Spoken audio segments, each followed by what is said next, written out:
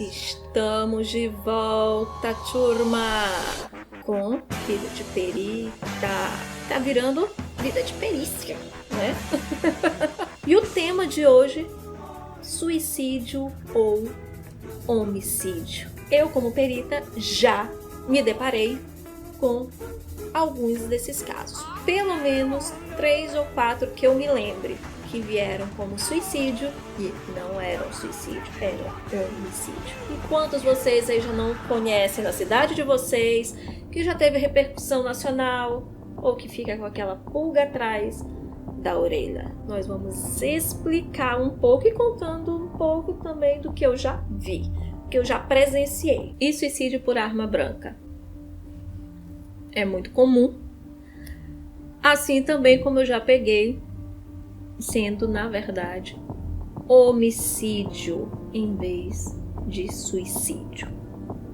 E aí vem o olhar do perito, observar a cena do crime, as perfurações, os locais das perfurações. Todos os 2 casos que eu peguei tinham mais de uma perfuração. É possível? Dependendo do caso, é possível sim um suicídio que tenha mais de uma perfuração. Agora, claro, onde está essa perfuração? Nos meus casos, o primeiro que eu peguei eram 2 perfurações, sendo que a primeira foi na jugular e a segunda no coração. A faca, quando eu encontrei, estava penetrada no coração, estava enfiada. Pensei eu, se fosse um japonês era um harakiri, né? Não, mas não era, era um índio. Quando eu fui ver, não descartei de início que fosse um suicídio, porque é possível, né? Fez um primeiro e depois um segundo. Não se sabe em que situação alcoólica se encontrava, ou com algum remédio, algum alucinógeno. Tudo isso é possível. Mas quando percebi a primeira lesão na jugular e profunda, claro que eu, como perita de local, eu não tinha como determinar a profundidade da lesão na jugular. Isso fica com o médico legista, mas ali eu já fiquei atenta. E por isso meu olhar mudou, né? Então a gente procura indícios de homicídio. Depois, com uma análise do médico legista, verificou-se que a profundidade da primeira lesão já tinha sido suficiente para matar a vítima. Então, impossível do cidadão desferir contra si mesmo uma segunda perfuração, né? O segundo caso foi mais complexo, apesar de notoriamente estar claro que era um homicídio e não um suicídio. Foi chamada como suicídio, foi um feminicídio, tá? O marido não aceitava a separação. O que aconteceu? Chego no local, muitas manchas de sangue. O ambiente, eu já fiquei, é muito sangue para um suicídio. Quando eu olhei a dinâmica das manchas de sangue, nem cheguei perto do corpo, eu já sabia que se tratava de homicídio. Uma única mancha distante do corpo. Como que faz? Como é possível uma única mancha perpendicular?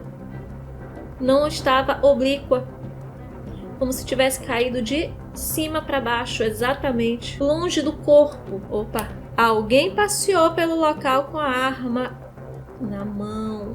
Outro fato que deixou muito claro que era um homicídio, nesse caso aqui, foi a presença de sombra ou fantasma, que nós chamamos, né? Então, ao lado da vítima, existia várias manchas de sangue que caíram e uma sombra, um espaço vazio que não tinha uma única mancha de sangue, ou seja, ali havia um anteparo mecânico, que no caso, um anteparo físico, uma pessoa. Por isso que naquele espaço não tinha nenhuma mancha de sangue, tinha atrás e na frente, e ali não.